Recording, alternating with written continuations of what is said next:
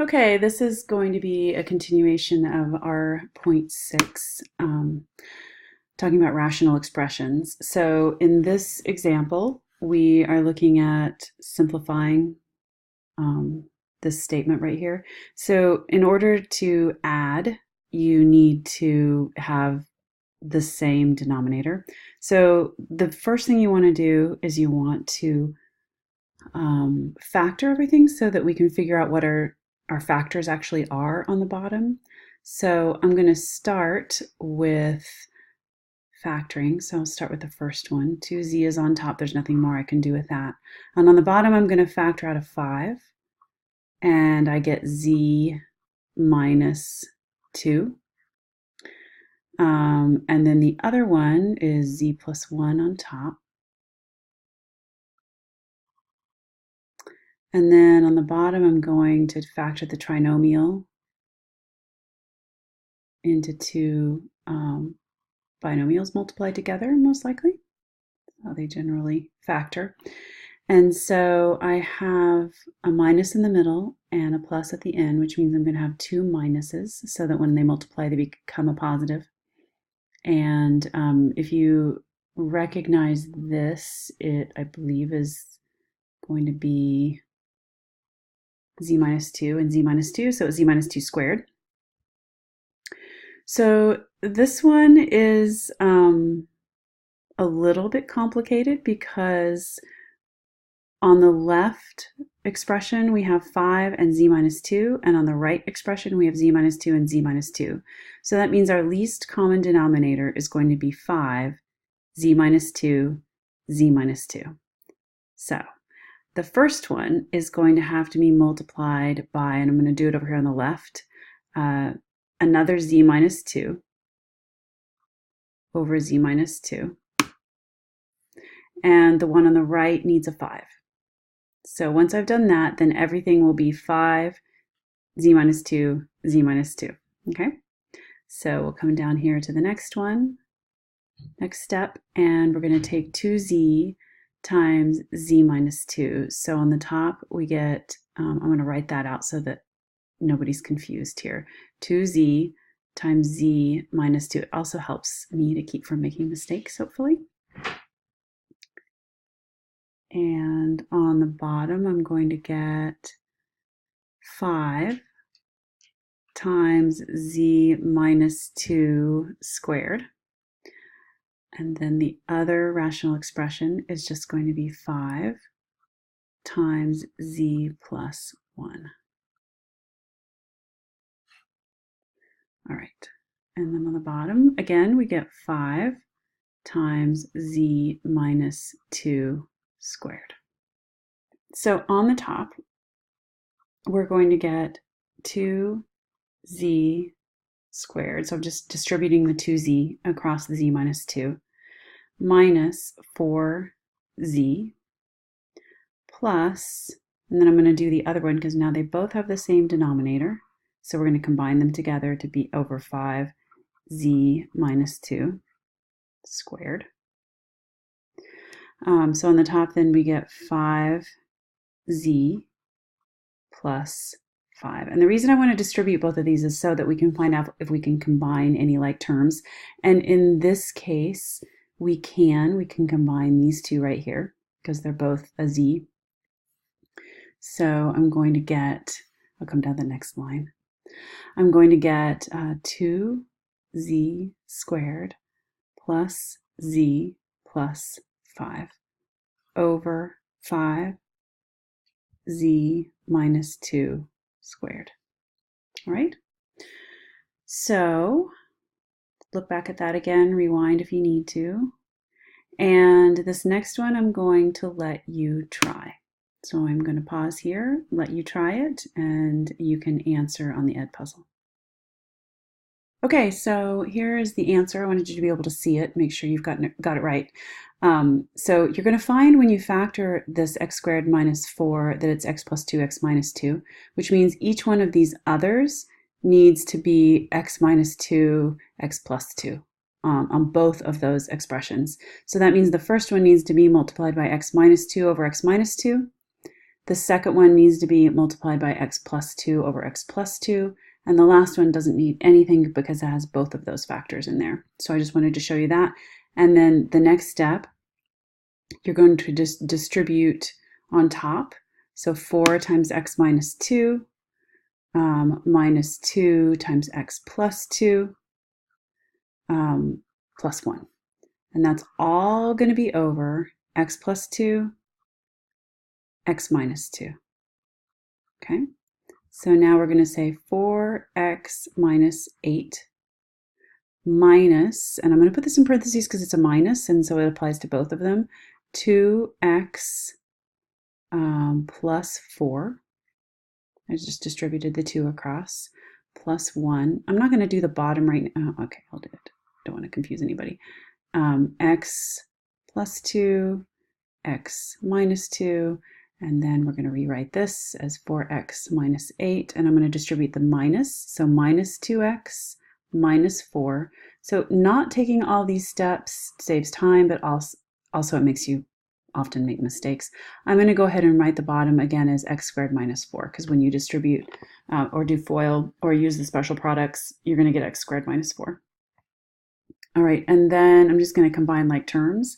So here I've got 4x and 2x are the same, and 8 and 4 and 1 are the same kind of thing that you can combine together. So 4x minus 2x is 2x, and minus 8 minus 4 is negative 12, plus 1 is negative 11. So minus 11 over x squared minus 4. And that is your final answer. So hopefully that's what you wrote. All right. So moving on to the next section, we're going to be talking about complex fractions. All right, so this is fairly complicated when you first look at it, but it's really nothing more than we've done before. So you can pause here and write these notes down, but the numerator and or denominator of a fraction contains a rational expression, sometimes one, sometimes both. They usually need to be simplified, and remember that a fraction is just a division problem. So pause here and take those notes if you'd like, and then start back again. All right, so here, that bar right there means division. Well, they all mean division, but that means division. So what we really mean here is that we've got a problem that is x squared minus 4 over 2x plus 1. So this is the top. Okay, so that's this part right here. Right, I'll do the other part in a different color. So now I'm going to do this part, and remember when we divide, we flip it over and multiply. So I'm going to go ahead and flip this over and multiply and have x minus 1 over x squared plus x minus 6. So nothing complicated about what I just did. I just multiplied the reciprocal of what's here in the denominator in green. Okay, so now we need to factor these. So on top we get x plus 2 and x minus 2. That's a special product. Then on the bottom, 2x plus 1. And then we have times x minus 1. And on the bottom, we need to factor this into two binomials multiplied together, and we get x and x. And we have to have two things that multiply to give us 6 and add to get, negative 6 and add to get 1, and that's going to be 3 and 2. We want the 1 to be positive, so I'm going to make the 3 positive and the 2 negative. Okay? All right, so next we need to figure out if anything is going to cancel, and I don't see anything that does. And that is because I messed up. And I see that right here I put a 4, and what I really meant to do was put a 2. So I apologize for that. So that was my mistake right there. So you've got x plus 2, x minus 2 over 2x plus 1. All right, making sure I didn't make any other mistakes, as not many things are canceling here. So the one thing I see that does cancel is we've got x minus 2 right here, And then I don't see anything else that cancels. Nope. So our final problem is going to be x plus 2 times x minus 1 on the top, and the bottom is going to be 2x plus 1 and x plus 3. Okay, this next one is going to be a similar idea. This is just a division. So we're going to take the top, which I'll do in blue, this top part, and I'm going to say a squared minus 1 over a. And it's going to be times the reciprocal of the green one. Because remember, the division is just multiplying the reciprocal. So a cubed over a minus 1. All right, so I'm going to work all this out by first factoring out the top. So I've got this the difference of two perfect squares, because remember that 1 is a perfect square. So that means here we get a plus 1 times a minus 1. So I'm used to working with x's, and I do that all the time. A minus 1 over a, and then we get that times a cubed over a minus 1. All right, so when you have two rational expressions multiplied, you really have them all over one big fraction bar like that. So we can start canceling things. So the a minus 1 is going to cancel.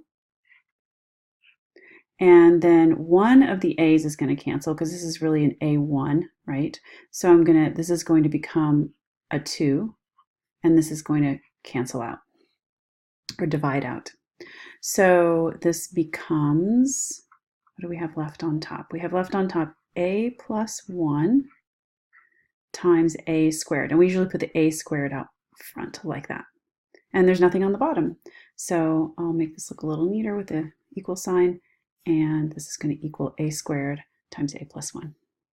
Okay, so next I would like you to try check it out 6 and see what you get.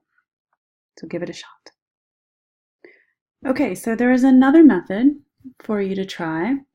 And this isn't something I'm going to require you to do, so I just wanted to show you. You can also see example 7 on page 42. That's another example of this.